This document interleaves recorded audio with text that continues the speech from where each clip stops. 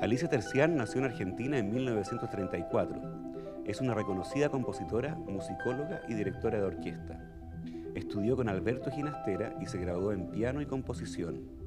En 1968 creó la Fundación Encuentros Internacionales de Música y el Grupo Encuentros, espacios desde los cuales da impulso a la música de compositores latinoamericanos contemporáneos. Es autora de obras de cámara, sinfónicas y vocales. Su concierto para violín forma parte del repertorio de importantes solistas. Desde mediados de los 60 ha incursionado en la música experimental con instrumentos tradicionales y electrónicos.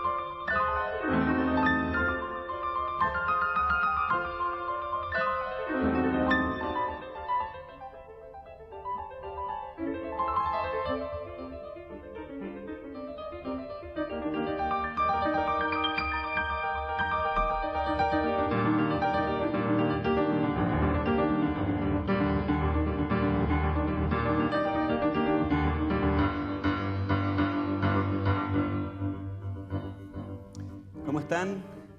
Si ustedes han visto este programa otras veces, sabrán que solemos comenzar con música, pero no siempre tenemos la suerte de tener al creador de esa música, o en este caso, a la creadora de esa música. Hoy estamos de suerte porque está con nosotros Alicia Terzian. ¿Qué tal, Alicia? Bienvenida. Gracias, muy bien. Oye, gracias gracias por la invitación. Gracias por aceptar nuestra invitación.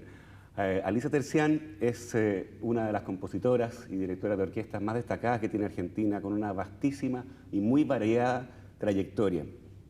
Y la pieza que escuchábamos, para piano solo, es la tocata que tiene el número del Opus 4, una pieza muy temprana, compuesta a los 18 años. Todavía está en el conservatorio. ¿Usted? Estaba en primer año del Conservatorio Nacional con Alberto Ginastera, y lo más extraño de toda mi carrera musical desde que comenzó es que siempre era muy natural en la creación. Es decir, en realidad estábamos estudiando el sistema, uno de los sistemas de creación de la época, que era el politonalismo. Y entonces el maestro me dijo, hágame un ejemplo. Y yo le llevé la tocata, entonces me miraba un poco raro, Ginastera, así como diciendo, yo en realidad le estuve pidiendo un pequeño trozo que tuviese esas características, y además ya me trae una obra completa, y estaba muy entusiasmado. Y eso es lo que me pasó desde el principio. El sistema, los sistemas de creación me servían a mí simplemente como un puente de unión, como para que yo expresara lo mío, porque yo creo que el compositor lo más importante que tiene que tener es algo adentro para decir. Es como el escritor, como el poeta, como el dramaturgo. Si usted no tiene nada que decir, por más palabras que tenga, porque por más que tenga todo el diccionario no dice nada. Y los sistemas y las técnicas sirven justamente para eso, para darle flexibilidad, para darle movimiento muy tranquilo y pausado a la creación si la tiene adentro. En realidad yo no sé si tengo creación o no tengo creación. Lo que sí sé es que me gusta componer. No, evidente que hay creación, desde luego. ¿Cómo escucha usted esta música ahora? ¿La escucha con nostalgia, con ternura, le dan ganas de revisarla? Porque hay tantos compositores que revisan sus obras. No, yo no reviso nunca mis obras, ni siquiera las obras orquestales, porque cuando las escribo, las escucho, no necesito el piano. Yo soy pianista, pero sí, hasta la obra de orquesta yo la escucho completamente. Yo no le cambio una sola nota, salvo una obra con solista que me dice, bueno, acá este pasaje me gustaría que vos me lo hicieras de esta manera para que yo pueda llegar al mismo objetivo. Pero en realidad las obras, esta tocata la escucho y digo, claro, qué lindo, yo estaba enamorada de... Y me pasaban tantas cosas en la vida, era una chica una adolescente, es decir, una joven en ese momento. 18 años, sí. Sí, pero los 18 años de mi época no son los 18 años de ahora. Eran 18 años más, de acuerdo a lo que veo, un poco más inocentes. Más inocentes. Sí. Ajá. Y no es mucho el tiempo que ha pasado. El problema es que la sociedad ha crecido demasiado rápido y el ser humano, a veces, al no tener una contención en la familia, a veces familias que dejan que los chicos se asimilen con la época, la falta de esa contención hace que el ser humano crezca demasiado rápido. Y uno tiene que tener tiempo para poder llegar a ser lo que debe ser. Es decir, no es que yo crea que un adolescente es a los 18 años ya empieza a ser un joven y que a los 30 años es una persona, digamos, con una cierta madurez. Creo que las etapas no se pueden cortar. Y a veces cuando yo veo mis nietos que viven en Suiza, el grande tiene 15 años y yo lo veo todavía tan como era yo cuando tenía 15. Es decir, todavía despierto a la vida con muchas ilusiones, pero no de vuelta. Lo que me da tristeza es a veces ver chicos jóvenes que es como si estuvieran de vuelta. Es decir, no sé si se comprende lo claro, que significa. Claro. Y me parece que pierden algo. Por eso yo no tengo nostalgia por los 18 años míos. Los observo recordando todos los novios y los amigos que tuve y todas las cosas que me pasaron, pero creo que no volvería un solo día para atrás. Ni un solo día. Y en esta primera música, ¿qué influencias reconoce usted?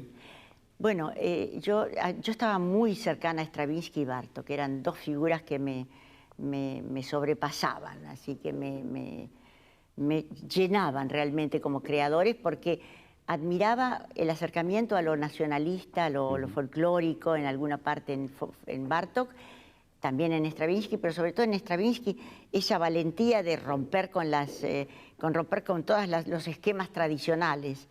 Eso me impactaba muchísimo. Y en la misma época, además, cosa extraña, lo que me impresionó mucho fue la música concreta. Y claro, porque los años 50, 55 eran los años en los cuales Europa se volcaba hacia nuevos horizontes. 48, 50, el nacimiento de la música concreta, de la música electrónica. Y recuerdo que Ginastera, cuando venía a las clases, yo decía, venía con las alforjas llenas. Entonces él se acercaba a la clase así como si fuera un elefante con muchas partituras y decía, bueno, tiraba todo sobre la mesa y decía, bueno, vamos, a ver, ¿qué pasa hoy? Y esos dos aspectos que tienen que ver, algo como que es muy tradicional, que sería Stravinsky y Bartók hoy, y algo que en esos años era muy vanguardia, era la música electrónica y concreta, para mí fueron como dos balances, es decir, como un balance de lo que se podía, de lo que era y de lo que podía ser. Y quizá lo más importante es que me abrieron mucho las orejas. Es decir, escuchar sonidos concretos grabados y saber el sistema, ver cómo se podían generar sonidos electrónicos. Quizás los que oyen hablar de este tema, los televidentes, quizás recordarán algunos que son de esa época, que se hablaba en la música, que qué es esto de la música electrónica que va a desplazar la orquesta y dentro de un par de años no tendremos más orquestas, ni música de cámara, ni nada. Y yo decía, no, es un instrumento más. Es decir, ese sonido es un instrumento más, es una posibilidad más de enriquecer la paleta sonora de un músico, porque así como los pintores tienen pinturas, colores, son los mismos pero mezclados son diferentes, y las técnicas también, y los músicos, yo veía que nos armábamos con un bagaje de sonidos nuevos que venían, que yo ya los reconocía un poco, porque había hecho estudios de la música armenia antigua. En esa época no, unos años más tarde, pero ya me interesaba y estaba en contacto por carta con un musicólogo armenio que era un padre de la congregación megitarista de la isla San Lázaro, claro, en Venecia. En Venecia. Y yo estaba intrigada por todos estos neumas, estas líneas y firuletes que se hacían sobre los cantos antiguos, los cantos gregorianos. Y él me empezó a interesar sobre esto y me decía, no, eso es microtono, eso es cuarto de tono. Y ahí empecé a sentir la necesidad, que luego se volcó justamente en el concierto de violín, Ahí yo empecé a usar en las piezas de cuarteto, Sí, que después se hicieron piezas para orquesta de cuerdas, sí. y en el concierto de violín empecé a trabajar el microtono. Pero yo ya lo veía, lo escuchaba, mejor dicho, en esos sonidos concretos y electrónicos que nos ofrecían en Buenos Aires como una primicia y que realmente cuando usted algo se crea en el 48-50 y usted en el 54 lo escucha en un concierto, yo creo que estábamos bastante al día. Bastante al día. En ese sentido, la figura de Alberto Ginastera, ¿no es cierto?, que es uno de los compositores más destacados del siglo XX en Argentina, me parece que es muy señera en el sentido de que él sí indicó, al menos, mostraba a sus alumnos lo que estaba ocurriendo. Es que era un hombre abierto, es decir, yo cuando salía y decía, bueno, quiero escribir tal cosa, él me miraba raro, como diciendo, a ver qué va a hacer. Y me decía, bueno, hágalo. Es decir, era un hombre que no creaba personajes a su imagen y semejanza. Él nos ofrecía las técnicas, que es lo que yo creo que hay que hacer con un creador musical, por lo menos. Y dejarlo que se desarrolle, que busque su camino. La creación está adentro, pero también está en todo lo que uno escucha. Él decía, si va a escribir, me lo dijo con la tocata, me dijo, bueno, pero si usted va a escribir, me va a hacer un trabajo sobre el politonalismo, estúdiese todos los politonalismos que se han dado hasta ahora. No vaya a ser que usted me descubra la trompeta cuando ya está descubierta. Era un personaje muy, muy extraordinario. Él me invitó por primera vez al Teatro Colón, al palco, pues yo estaba colgada de lo que llamamos el gallinero. Claro. Entonces, para ir a escuchar las óperas. Y recuerdo que el palco número 9 de Ginastera, yo estaba ahí fascinada. Y gracias a él conocí a los creadores, Hindemith, Stravinsky, todos los creadores que venían y pasaban por su casa.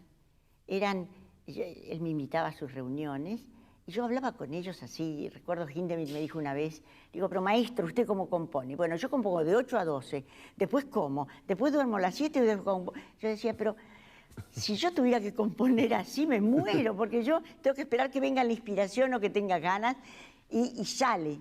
Finalmente tenía un orden germano, Paul Hindemith. Exacto.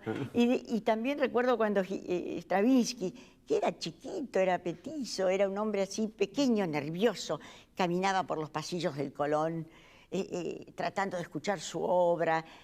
Son experiencias. Lo conocí a Xenakis, después fui amiga de él. A Yanis Xenakis. Sí, es decir, gracias a Ginastera se me abrió un mundo. Y recuerdo que él me dijo, cuando terminé la carrera, me dijo, bueno, ¿y ahora qué hago? Y componga. Digo, ¿pero con quién sigo? Usted no tiene que estudiar más.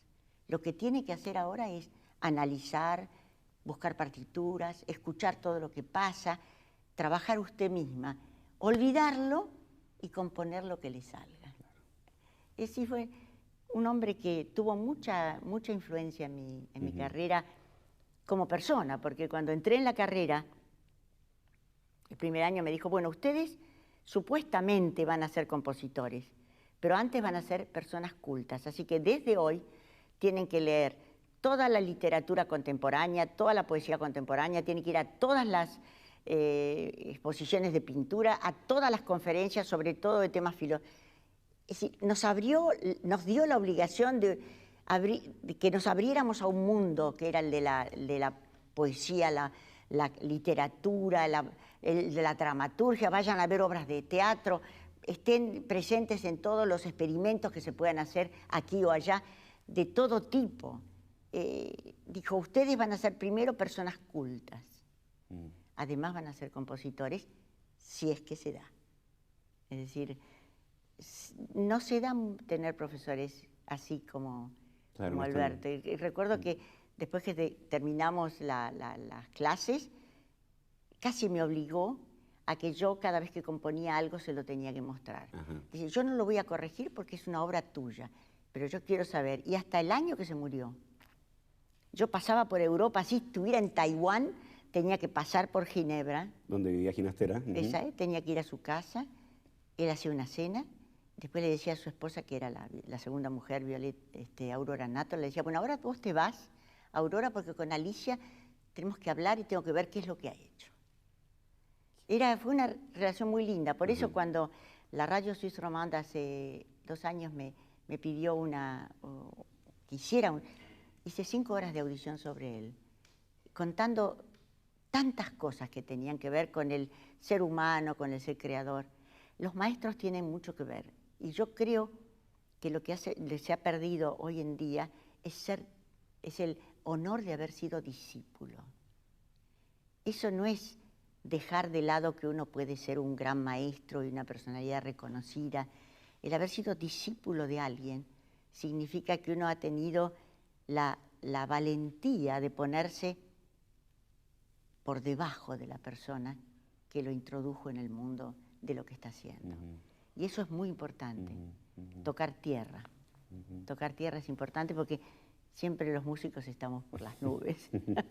Ahora, siendo discípula de Ginastera, tú a los 19 años compones nada menos que un concierto para violín, ¿no? Y un concierto para violín extraordinario. No sé. Vamos a escuchar el comienzo de ese concierto para violín. No? Yo les voy a pedir a los espectadores que pongan atención con el comienzo. Comienza con timbales, ¿es un homenaje a Beethoven eso? No. Simplemente necesitaba abrir así, de una manera resuelta, la puerta del concierto. Ajá. Porque parte con los timbales, las cuerdas, ¿no es cierto? Sí. Que dan unos golpes y finalmente el solista introduce un tema muy, muy lírico, muy bonito. Gracias. Lo vamos a escuchar. Gracias. Atención.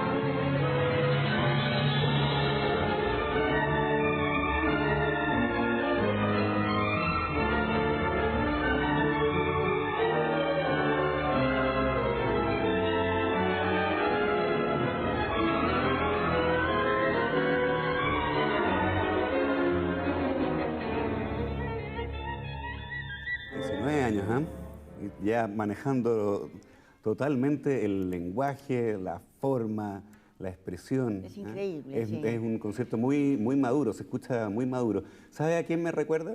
Porque tiene ecos al concierto para violín de Khachaturian. ¿Usted sabe que lo escribió después? ¿Ah, sí? ¿No es del 40 ese concierto? No. Es posterior, pero bueno, de todas maneras, es probable porque era un personaje que yo quería muchísimo. Ajá. Y bueno, y me imagino que no es tampoco, no es demasiado raro porque Khachaturian es un músico armenio y tu familia también es de origen armenio. Sí. ¿Tu familia llegó a Argentina en la diáspora de principios de siglo? Así es, en la época de las masacres. De la época de la masacre del genocidio, ¿no es cierto?, por parte de los turcos. 1 millón de armenios murieron, ¿no es cierto? 1,5 millones. 1,5 millones. Casi el 75% de la población mundial. Exactamente. Porque estaba finalmente allá.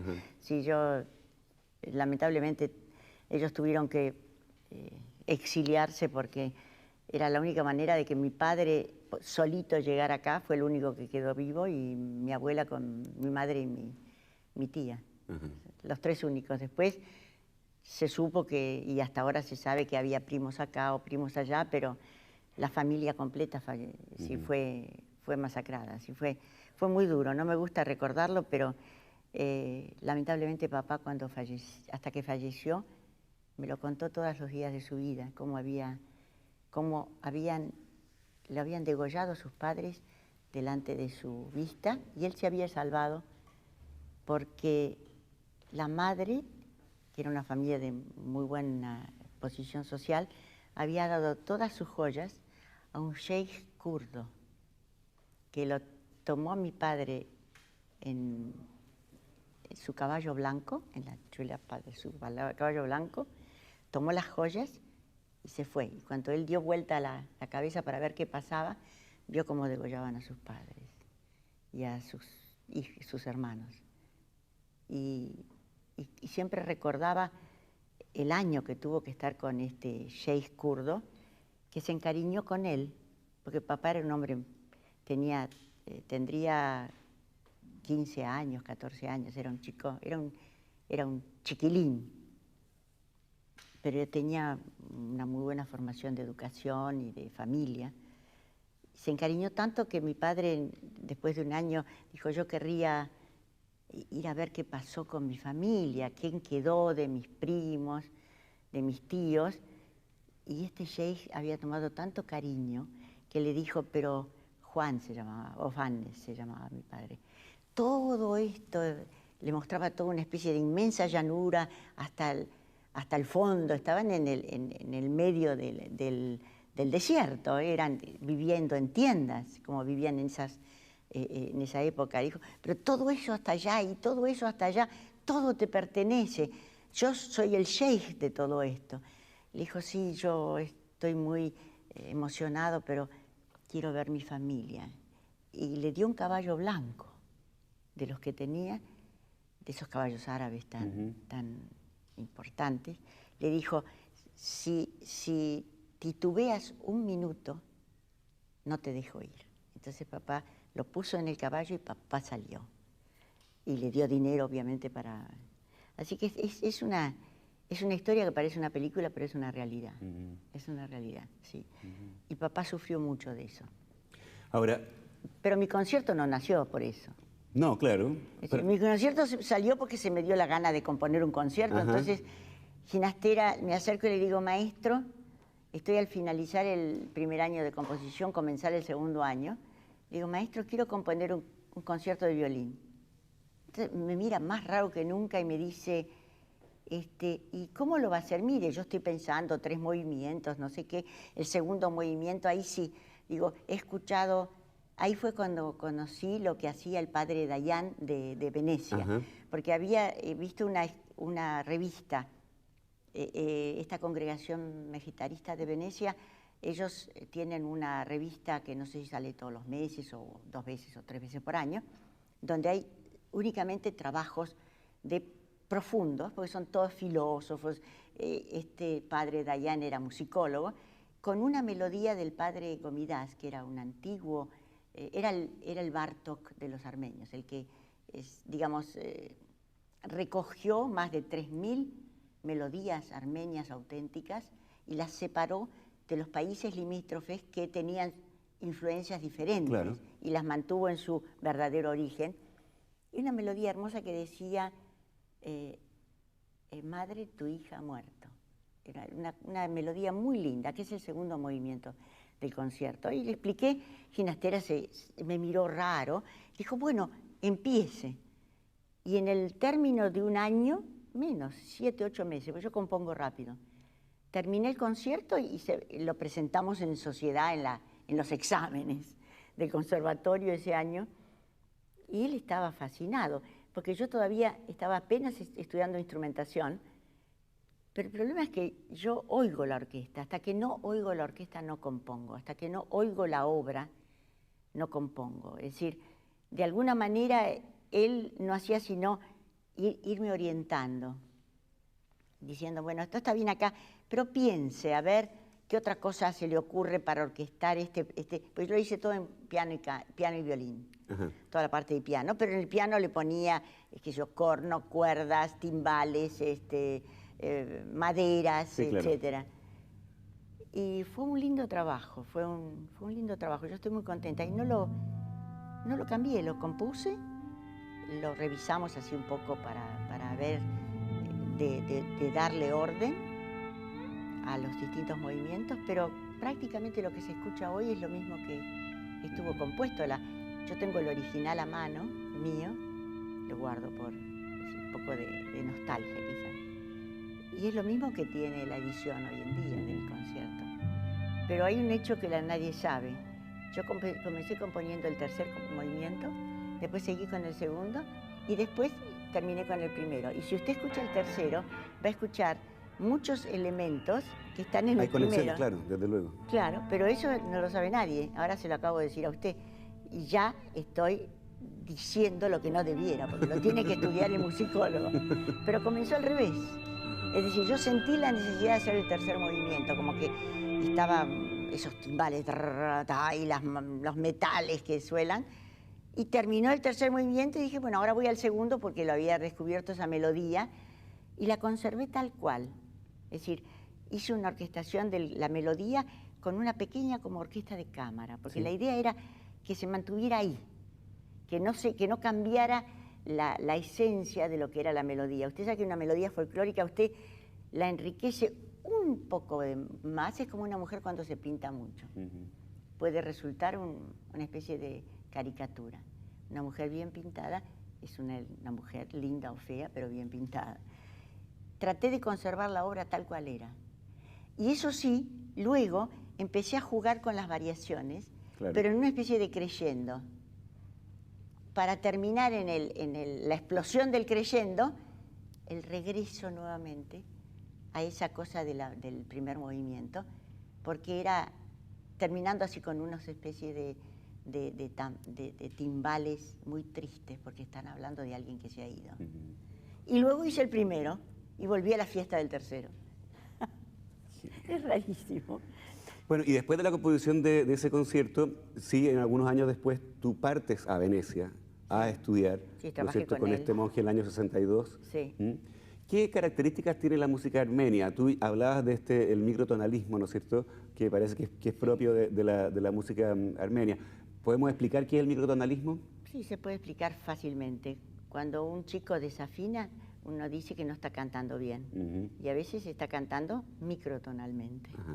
Es decir, los sonidos de una escala, de los sonidos de las teclas blancas y las negras, las blancas son los tonos y las negras son los semitonos.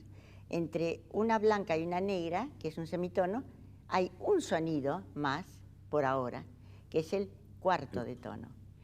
Después... En un piano es imposible hacer eso, desde luego. No, hay pianos que se... ¿verdad? Julián Carrillo en el año 1895 ya había creado los 16 avos de tono y descubrió más de 3.000 sonidos entre el do y el do sostenido. Así que lo mío era simplemente el cuarto de tono.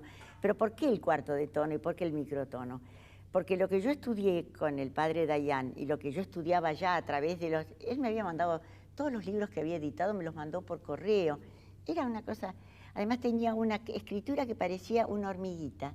Las tengo, escribía en un papel de los que se usaban antes, los papeles de vía aérea. Sí. Esos que eran muy delicaditos. Entonces es una hormiguita al lado de otra hormiguita, su letra. Y ya los tenía desde entonces. Lo que tienen el microtono es que es una característica de la música religiosa armenia de los años 4 al 12, que fue lo que yo trabajé con él. Durante varios meses recuerdo que iba a la isla San Lázaro en el barco y a las 6 de la tarde tomaba el barco de regreso. Y siempre recuerdo la figura del padre Dayan, era como todos los padres así católicos, un poco gordito, pero peticito, chiquito. Recuerdo que siempre él estaba así con su mano, diciéndome hasta mañana o adiós. Y la última vez que lo vi, hasta le vi una cara de tristeza, porque era como separarse de alguien con quien habíamos comulgado en un tema que era su pasión y que en mí se transformó en una pasión.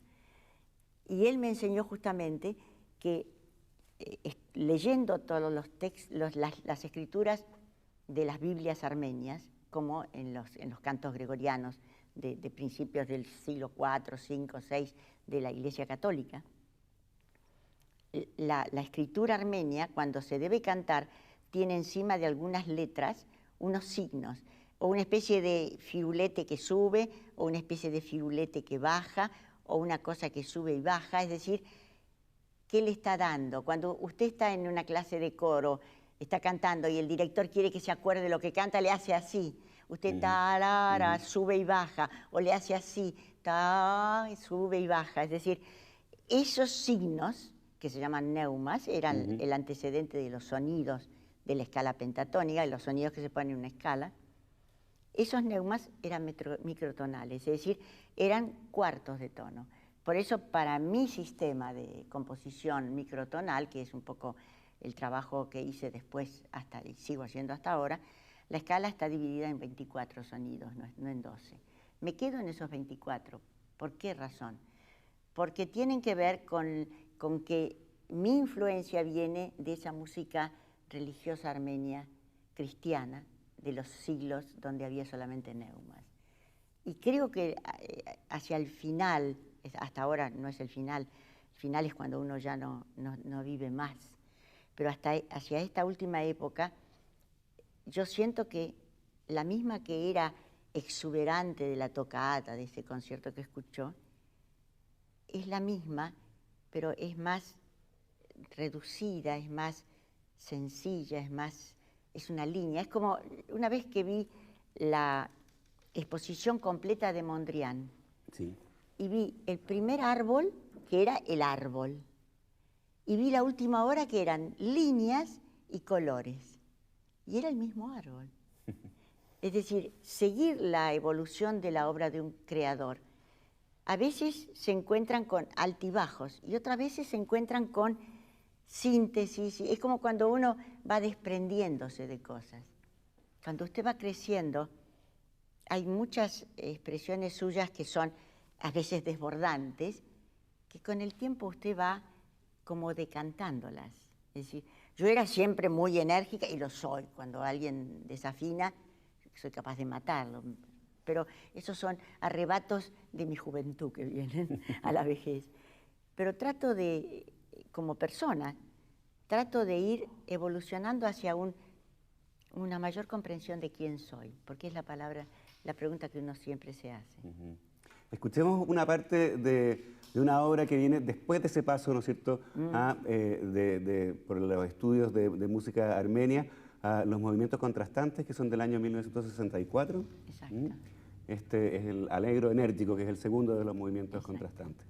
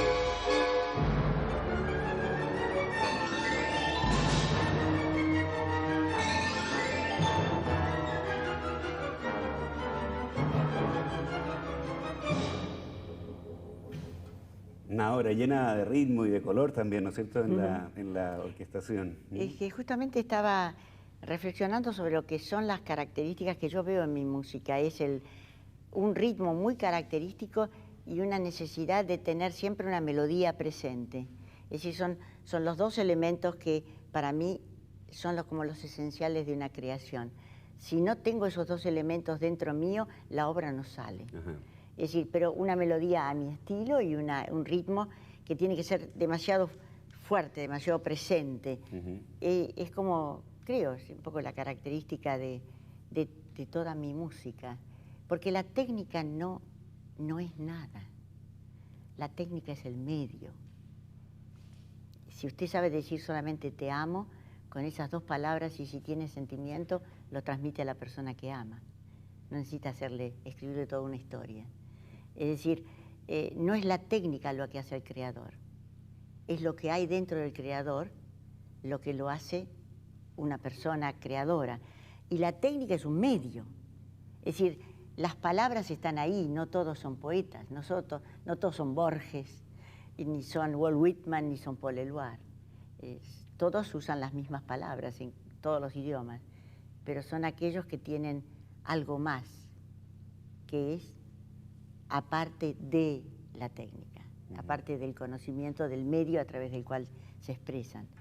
Si eso no existe, yo creo que no hay creador. Por eso los otros días estaba en Buenos Aires estrené la obra de un chileno, Boris Alvarado. Sí. Ese es un excelente músico. Sí. Y recuerdo que en la clase que dio le decían, ¿pero cuál es la técnica? Y él decía, yo soy un artesano. Pero dígame, estaban tratando de sacarle si era tonal, si se parecía a Boulez, si era Stockhausen. Y él decía, no, ¿por qué? Decía, no, no vayan a eso. Me pareció muy acertado la forma en que él los fue guiando. Estaban como enojados porque él no les daba exactamente la metodología que no sirve para nada si él no hubiera tenido algo que decir. Así que es lo mismo. Esta obra que escuchábamos recién, tú dices que marca el final de una primera etapa en tu creación. Y la que sigue, tú la llamas Era Cósmica. Sí, porque resulta que a pesar de haber compuesto otras obras en el medio, eran como el final de una primera etapa. En el año 69 yo vi como el hombre, en una televisión normal, vi como el hombre aterrizaba en la luna. Y en ese momento cambió para mí totalmente el mundo, es decir, el mundo como creación, el universo como creación. Dije, yo piso la tierra, lo que estoy haciendo acá tiene que ver con esta tierra que estoy pisando, y esa luna para mí era nostalgia, era, cierto modo, la sensibilidad de lo que me expresaba la luna, pero ahora es algo real, es como este vaso, como esta mesa, como esta conversación que estamos teniendo. Y sentí la necesidad de cambiarlo, cambiar lo que tenía que decir.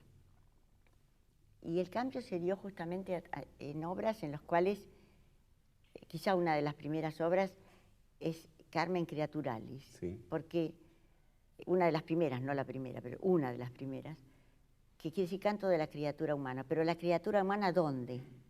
Imaginé cuál sería el canto de una persona que aparece en la luna, en un mundo totalmente deshabitado, como el primer hombre que vino, que se descubrió en la tierra, y qué es lo que cantaría.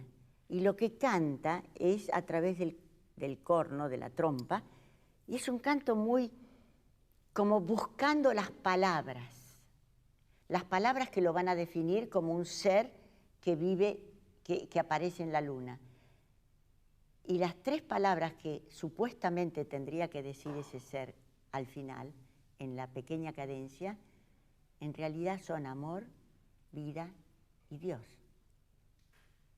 que son para mí el tríptico que maneja mi vida. ¿Dónde está el amor? ¿Qué es la vida? ¿Dónde está Dios? ¿Quién es Dios? ¿Qué representa? Es como que todo ese canto del corno, y nadie sabe qué son esas tres palabras, eso lo estoy diciendo a usted, le estoy confesando muchas cosas. Está bien. No, está bien.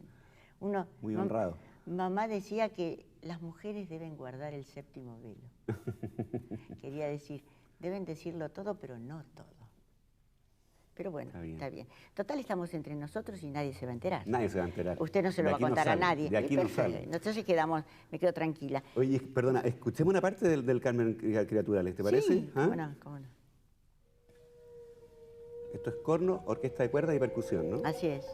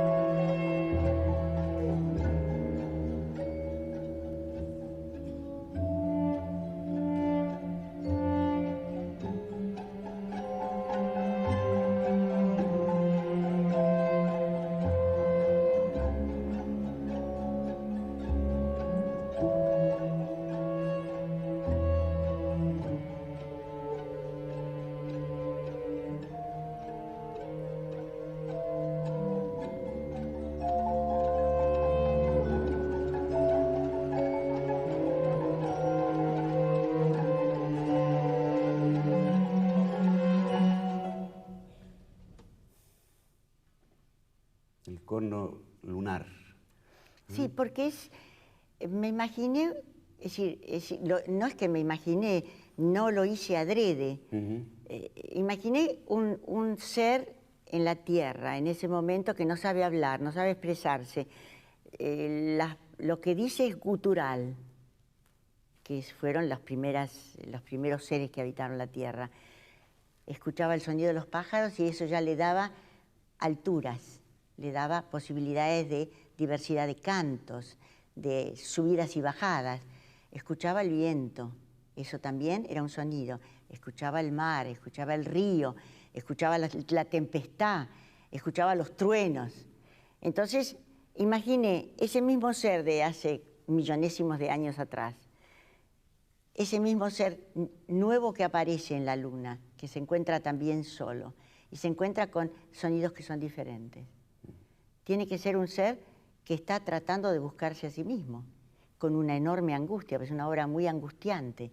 Tía, tía, hasta que al final usted lo cortó cuando él hace tía, como diciendo, encontré un poco mi sonido, encontré un primer sonido que me va a decir quién soy acá, en este nuevo mundo. Sí, no está mal, pero sí, me gusta. Está bien. No está mal, en los años 70 no era fácil decir eso. Lo que pasa es que en nuestra época, el siglo XX, bueno, estamos en el siglo XXI, el siglo XX está caracterizado por etapas bien marcadas por politonalismo, atonalismo, neoclasicismo, dodecafonismo, el señor Boulez que hace la explosión del dodecafonismo en todos los... Entonces, como a mí nunca me gustó ser lo que eran los otros, yo siempre estuve a contramano, porque el concierto de violín es de la época en la cual Boulez estaba en la parcialización total del dodecafonismo, claro, es decir, claro, la serialización de todos los parámetros, y eso me resultaba a mí demasiado duro, demasiado seco, porque me gustaba más el atonalismo de Schoenberg, donde había una libertad entre decir un do mayor, la, y hacer la, es decir, dos sonidos, un sonido claramente identificable y otro un poco raro, por así decir, dentro de los sonidos de la gama tradicional. Entonces, siempre estuve un poco a contramano y en los años 70 también estuve un poco a contramano, porque empecé a trabajar en una orquesta que era totalmente diferente, una posición de la orquesta en el escenario diferente, entrecursando las cuerdas de manera que sonara con un sentido de... como si tuviéramos varios parlantes, que el sonido pareciera de varios lugares. Entonces, sigo siendo la misma del concierto de violín. Lo que pasa es que ya me estoy acercando a las líneas de Mondrian. Es decir, estoy elaborando lo que me ofrece el mundo, porque cuando se quejan de que la música contemporánea no se entiende, les digo, ustedes han hecho el mundo que es este. ¿Ustedes qué esperan? ¿Que yo componga como Mozart? ¿Ustedes esperan que el señor del año 2007 o 2008 componga como el señor Beethoven? Ustedes han transformado el mundo, lo han llenado de guerras, además, sí, muchísimos adelantos, el avión que llega en 3 horas a Nueva York o en 2 horas a no sé dónde, perfecto, los trenes rapidísimos que pueblan el mundo, pero también lo han poblado de muchísimos dolores, mucha sangre, muchas injusticias. Arréglense con el mundo que ustedes mismos han hecho y traten de escucharlo para darse cuenta y en algún momento cambiarlo. Si no, van a seguir escuchando con los oídos de sus abuelos, como decía Honegger, ya en el año 40. La sociedad actual escucha con los oídos de sus abuelos. En algún punto lo comprendo y le explico. Cuando usted vive la vida tradicional, diaria, que lo molestan los ruidos de la calle, los bocinazos, las frenadas, la gente que lo empuja como si en lugar de caminar civilizadamente, usted cuando viene a su casa cierra la puerta, tiene la casa lo más aislada posible del mundo y obviamente va a poner Mozart, Bach, Beethoven o va a poner, no sé yo, Emerson, Lake and Palmer o Deep Purple o lo que en el género de música que le guste. pero va a poner algo que se acerque un poco a lo que usted cree que es el mundo, la civilización que usted quiere vivir. Lamentablemente la que vive es la que está en la calle. ¿La gente se resiste al espejo? La gente se resiste al espejo constantemente, porque el espejo les muestra lo que es. Entonces, el mundo o lo cambia el que lo hace o se arreglan con lo que escuchan. Tampoco entienden los pintores que tiran así el color, así las pinturas se las tiran así por la cara, ¿no? Uno no va a encontrar, no va a querer que siempre sea la Madonna la que esté en la pintura o en la escultura. El mundo se cambia y el creador cambia también. Lo que pasa es que vivimos un mundo donde como todo el mundo puede ofrecer lo que hace, la selección no se hace tan fácil. Y hay que pensar, hay que esperar que se decante. Pero de alguna manera ha pasado en la historia. Usted quizás no ha escuchado ninguna obra de Heller, que era contemporáneo de Chopin, pero si estudió piano, debe haber estudiado Heller. Sin embargo, Heller es un estudio para estudiar los deditos del piano, en la clase de piano, pero no es un creador quedó Chopin. Czerny es lo mismo, Schumann quedó. Czerny nos tortura en las primeras clases de piano, porque nunca sabemos dónde meter los dedos. Sí. Es decir, a través de las épocas ha habido siempre decantación y ha habido creadores que quedaron.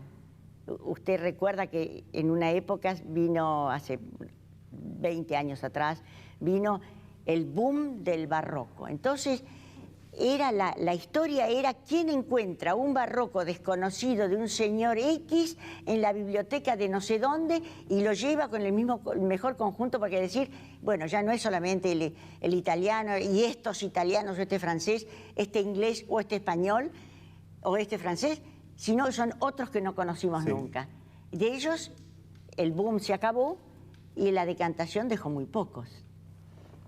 Es decir, siempre a través de las épocas, y en esta época más, que hay una gran libertad, así como cualquiera pinta y pone en la calle, en la pared, pone su pintura y la ve cualquiera que pasa por ahí con el paquetito de la feria, cualquier persona que compone y que lo haga con toda honestidad tiene la posibilidad de juntar 3 músicos, ir a una salita, invitar a 40 personas y que se escuche. Es decir, hay mucha creación, quizá porque también hay mucha necesidad de sacar muchas cosas de adentro.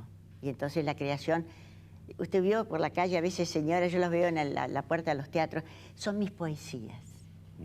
Son 5 pesos, son 10 pesos, son mis poesías. Es decir, es la necesidad de esa señora que no sé si por ahí va a ser una desconocida, extraordinaria poeta, pero por lo menos se da la posibilidad de escribir y decirle, por favor, léala.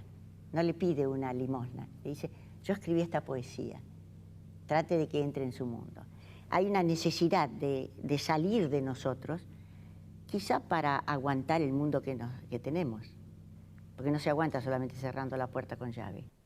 Oye, y la música contemporánea necesita ser difundida, porque ofrece dificultad, la gente tiene resistencia al espejo y por lo tanto parece que hubiera que hacer algo de promoción respecto de la música contemporánea, ¿o no? Bueno, yo hace 40 años que la hago y le explico cómo nació. La Fundación Encuentros no fue una fundación, en realidad nació una idea mía en mi casa en el año 1965, cuando organizaba una cena y llamaba, por ejemplo, a Juan Carlos Paz o a García Morillo, es decir, compositores argentinos, o Rodolfo Arizaga o Alberto Ginastera, que acababan de estrenar una obra con orquesta en general. Invitaba críticos musicales y algunas personas, musicólogos, algunas personalidades que pudieran tener una conversación inteligente luego.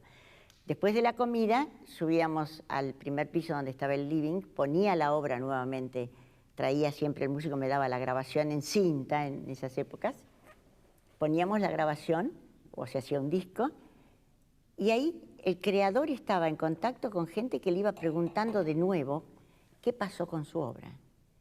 Porque No sé qué pasará en otras partes del mundo, sobre todo en los países civilizados se toca mucho la música contemporánea, aunque vaya poco público, pero hay mucha referencia de la obra que se hace. En nuestros países se dice que la obra que se estrena después termina en la biblioteca, es decir, no se toca más. Y en ese momento sentí la necesidad de que, bueno, pasémoslo una vez más, es decir, escuchémoslo después de, y le preguntamos al creador qué pensó. Y las conversaciones, de acuerdo a la característica, García Morillo era irónico, era para alquilar balcones. Juan Carlos Paz se divertía como loco y salía a veces con ciertas butadas y con ciertas cosas que tiraba que desarmaban a todo el mundo. Arizaga era sumamente abierto, muy inteligente, era crítico también, por lo tanto sabía cómo meterse para responder lo que quería y lo que no quería. Entonces, las reuniones después con el café eran horas. Eso pasó durante 3 años. En el año 68, mientras tanto, estaba el Instituto de Itela, sí, con Ginastera. Claro. Ginastera me llama y me dice, mira, Alicia, no sé si esto sigue, el de Itela. Dice, porque es una cuestión de mucho dinero, son no sé cuántos, 10 o 12 alumnos que vienen compositores que vienen de América Latina, es un budget muy importante, hace algo. Digo que no sé, hace algo, me dijo. Y ahí se me ocurrió hacer encuentros con la música argentina, que nació así. En el 68 convoqué a 24 compositores que yo sentía que eran buenos compositores y no eran tan conocidos por el público. Sentía que había una especie de divorcio, porque se tocaba una vez, la gente en general la escuchaba para aguantar la obra, porque no les interesaba el nuevo lenguaje, y se acababa después.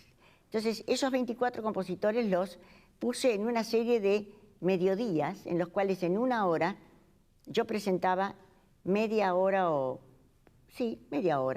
de música de esos compositores, la presentaba la obra, presentaba al compositor, y la otra media hora o 40 minutos formábamos una mesa de intelectuales, historiadores, filósofos, compositores, poetas, compositores eran los poetas, literatos, historiadores, folcloristas, es decir, toda la intelectualidad que pasaba por la vuelta de la esquina, escultores, muchos poetas y pintores, y les decía, trae una parte de tu poesía, trae un capítulo o unas páginas de tu obra literaria, o trae slides, es decir, diapositivas de tus obras, de las últimas obras que estás haciendo, como para que todos discutieran con los compositores, esos 2 compositores por vez, lo que significaba para ellos la música que habían escuchado. En primer término, el público estaba ofendidísimo porque la música era muy buena, se iban pegando unos tortazos que daba calambre, era como un escándalo fantástico. Yo estaba asustadísima porque decía, bueno, esto no dura. Duró 24 sesiones, no, 12 sesiones, 12 mediodías. Pero lo más interesante es que, no voy a dar nombres, grandes pintores argentinos, historiadores, es decir, grandes poetas, me decían, no puede ser que este tipo viva a media cuadra de mi casa y yo no lo conozca. Era genial. Eso. O sea, el nombre de encuentro estaba perfectamente puesto. Sí, porque yo quería, que lo puse a propósito.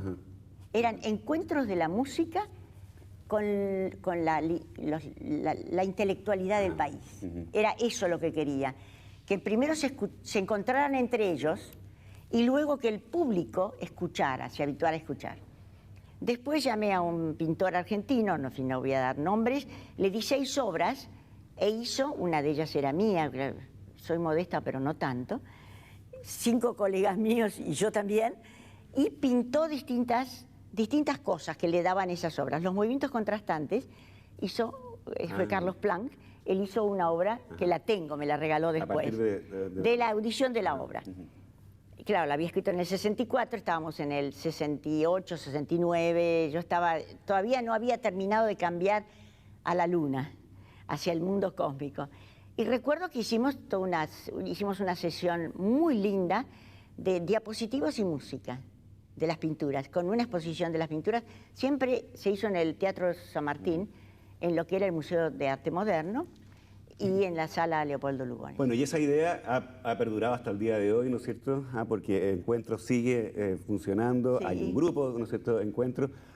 Desgraciadamente se nos está acabando el tiempo, Alicia. Yo creo que vamos a necesitar otro programa por lo menos, porque se nos quedaron muchas cosas en el tintero, muchas cosas que queríamos preguntarle. Yo le agradezco de verdad muchísimo por esta conversación. Ha sido de verdad muy, muy, muy interesante. Nos vamos a ir con música, con una obra suya también, que es Le Jeu Facile, que está basado en un poema de Paul Éluard, ¿no es cierto? Exacto, fue encargo de Radio France. Ajá. Nos vamos con esa música entonces, yo le agradezco de verdad. Gracias. Muchas gracias. Y a ustedes los dejo invitados para una conversación ojalá tan interesante, tan profunda, tan sabia como la que hemos tenido en el día de hoy.